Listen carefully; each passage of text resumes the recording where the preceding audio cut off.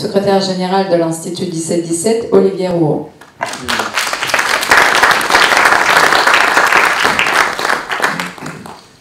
Excellence, grand-père, madame, mademoiselle, monsieur, merci d'être capable de m'écouter. Parce qu'en effet, il me revient un honneur un peu délicat et un peu curieux, c'est celui d'entamer la première conférence physique de ce colloque, mais surtout de le faire sur un sujet un peu délicat, qui a l'air un peu hors sujet, et qui est un sujet complexe, c'est le sujet de l'amour. Alors n'ayez crainte, mon propos sera parfaitement correct, bien sûr.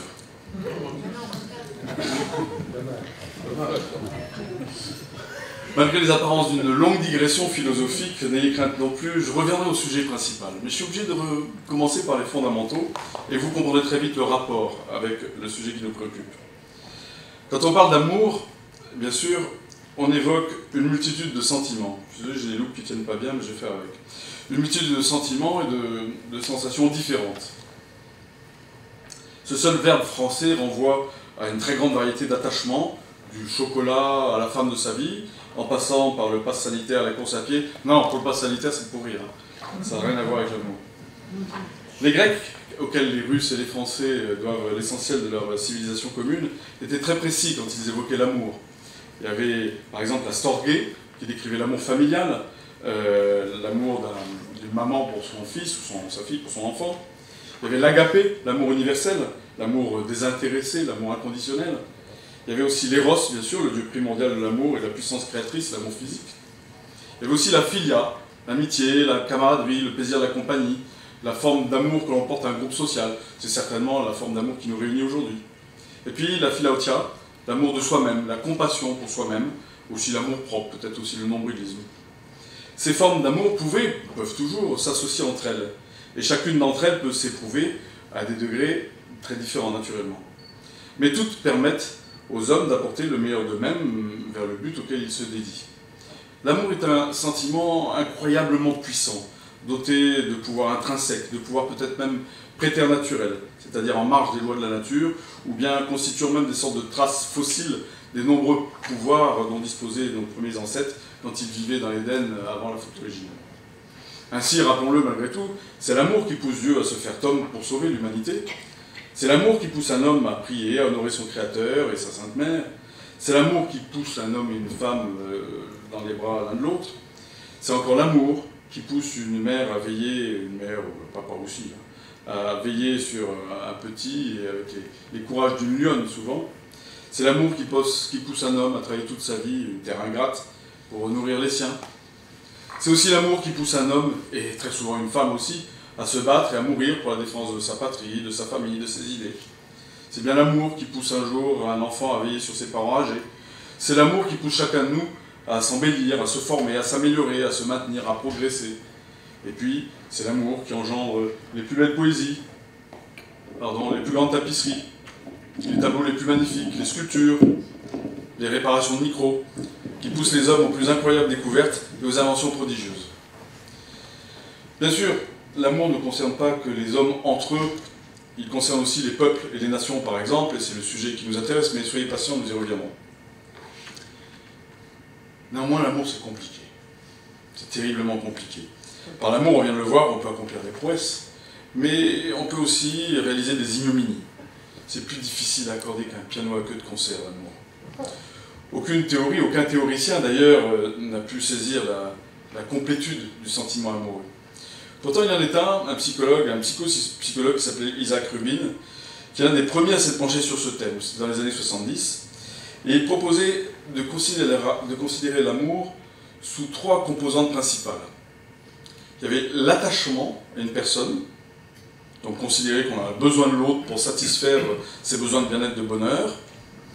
Il y a la préoccupation de l'autre, le désir absolu de soutenir, le don de soi jusqu'au sacrifice, son engagement à maintenir ce sentiment, coûte que coûte.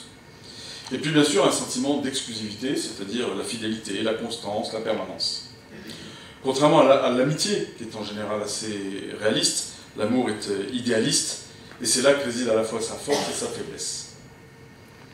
Et voilà, et paradoxalement, pour construire une belle histoire d'amour, il faut aussi beaucoup travailler. Et on se rapproche petit à petit de notre propos, n'ayez crainte. Pour commencer, comme l'affirmait Saint-Exupéry, il faut regarder dans la même direction. C'est important. Il faut être patient aussi, d'une patience infinie. Il faut également avoir autant envie de donner que d'accepter de recevoir. Il faut pardonner sans cesse. Il faut être confiant.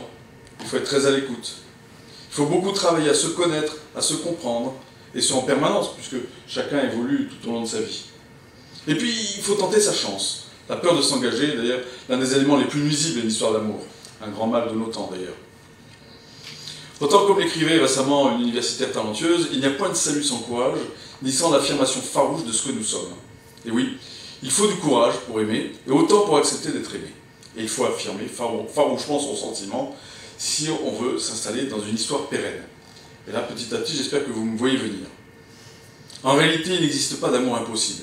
Ces cas sont bien souvent des amours dont au moins l'un des deux acteurs a craint d'affirmer farouchement, à temps et à contre-temps, les trois composantes évoquées par le psychologue Rubin que je citais tout à l'heure, l'attachement farouche à l'autre, la préoccupation farouche de l'autre et la fidélité farouche à l'autre. Mais alors, quid des nations, des peuples? Est-ce que ce que je viens de décrire s'applique à eux? Car après tout, c'est bien de cela dont je suis venu vous parler. Commençons par nous poser une question. Est-il normal ou légitime d'aimer son pays? Et si oui, éventuellement d'en aimer un autre. Le patriotisme n'est pas une idéologie. Contrairement au nationalisme, qui constitue un principe politique, le patriotisme est animé des mêmes sentiments que ceux qui président à l'amour de sa famille, puis de ses voisins, puis de son village, puis de son pays. C'est un sentiment idéaliste, contrairement à la simple amitié que nous évoquions tout à l'heure, un sentiment profondément humain, lequel, à partir des lignées dont vous héritez directement, vous permet progressivement d'agréger dans le même amour tous ceux avec lesquels vous partagez le même patrimoine, et donc le même destin, et donc le même pays. Cet amour que l'on peut et que l'on doit ressentir pour son pays est animé des mêmes composantes que celles qui envahissaient les amoureux évoqués tout à l'heure, un attachement puissant et existentiel avec le besoin de l'autre pour satisfaire ses propres besoins de bien-être, une préoccupation permanente avec le désir du don de soi jusqu'au sacrifice, et un sentiment d'exclusivité ainsi qu'une grande fidélité. Vous voyez, le parallèle s'avère. Bien sûr, il faut être honnête, à l'époque de la mondialisation, de la Start-up Nation, ces sentiments pourraient paraître un peu anachroniques. Ces idéologies nouvelles, de façon souvent tyrannique d'ailleurs, s'exercent tout particulièrement contre la famille en premier lieu. La famille est en effet un lieu riche en relations amoureuses. Il y a l'amour conjugal, il y a l'amour maternel ou l'amour parental, il y a l'amour filial, il y a l'amour fraternel. C'est bien là le terreau de toutes les autres formes d'amour. Et d'ailleurs, comme disait un psychosociologue, Francesco Alberoni, on aime à 3 ans comme on aimera toute sa vie. Et si l'on n'a pas connu cet amour familial à 3 ans, on aura du mal à aimer son pays plus tard. Par ailleurs, vous le savez bien, un homme dénué de mère-patrie est privé de racines, il est privé de culture, il est privé de transmission, de transcendance. C'est un homme sans vie et un homme stérile, car n'ayant rien reçu, il ne peut rien retransmettre. Le patriotisme est donc lié à la liberté, car les hommes libres sont des êtres de culture. Ce ne sont pas forcément que des intellectuels. Les hommes simples, les hommes du peuple, sont la plupart du temps des hommes cultivés. Ils maîtrisent la culture de leur pays, de leur région, de leur histoire, la culture des lieux où ils vivent, des chansons populaires, des traditions locales, de leur langue, de leur généalogie, la connaissance de la flore, etc. D'où l'importance de la transmission. C'est d'abord en famille, puis à l'école, puis en société. Le patriotisme, donc l'amour de son pays, suppose également de définir des frontières qui permettent de délimiter ce qui est chez moi et ce qui est chez l'autre. La frontière est la matérialisation de la propriété privée. Elle n'enferme pas, au contraire, elle libère. Un homme qui possède une propriété privée à lui, un chez-soi, est bien plus libre qu'un homme qui vit en location dans un habitat collectif, c'est une évidence. Posséder sa maison est donc un acte de liberté, au même titre que posséder sa patrie. L'effacement des frontières ne rend pas... l'effacement des frontières est finalement une atteinte à la propriété privée, source et origine du droit, du développement. Pour la pérennité d'une société, il est donc nuisible de supprimer la propriété privée des frontières, comme la propriété privée d'une maison ou d'une terre. In fine, on le comprend, la tentation de nos gouvernements contemporains de faire disparaître les patries constitue bien une tentative de faire disparaître l'amour. Donc oui, nous venons d'apercevoir, aimer son pays est aussi naturel que d'aimer l'homme ou la femme de sa vie. Mais alors, si l'on est animé de patriotisme, pour son pays donc, peut-on aimer un autre peuple, un autre pays? Nous l'avons vu, l'amour patriotique procède de façon excentriques, par cercles excentriques, de façon naturelle. Quand on aime le premier cercle, on aime le second qui est mitoyen, puis le troisième et ainsi de suite. Pourtant, à un moment, on atteint les frontières de son pays, qu'on a pu atteindre les frontières de sa famille. Mais de même que les familles s'agrandissent, notamment par des alliances, les peuples font de même. La France et la Russie ont une très longue histoire commune. Je n'aurai pas le temps ni les compétences pour les détailler, ça n'est pas mon propos, et donc le feront très bien tout à l'heure. Mais vous pouvez considérer quelques moments privilégiés. Je ne vais pas vous les énumérer, en fait j'ai fait une longue liste de tous les moments privilégiés, mais ce n'est pas intéressant, ils vont tous être évoqués par les conférenciers d'après. Je voudrais quand même rappeler, je ne vais pas établir une chronologie, ça ne sert à rien. Depuis l'an 1048, avec le mariage d'Anne de Kiev, qui parlait très bien français, jusqu'au 30 septembre 2021, vous maîtrisez la plupart de ces dates. Il faut quand même garder à l'esprit un point que j'ai envie de vous rappeler.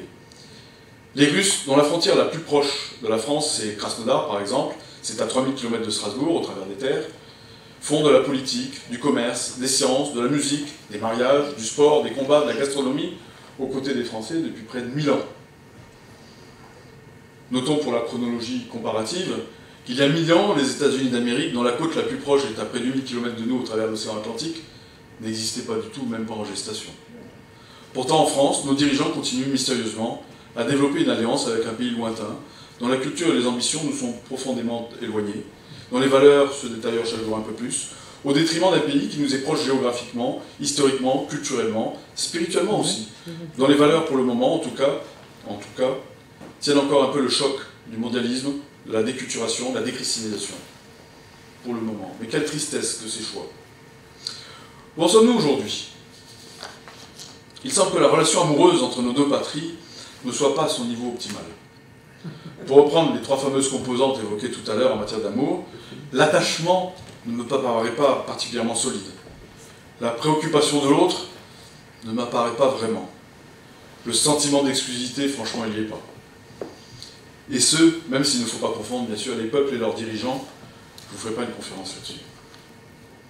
Mais comment donc serait-il possible de réparer cette histoire d'amour abîmée? Eh bien, ce qui manque le plus, indubitablement, c'est l'information, les uns sur les autres.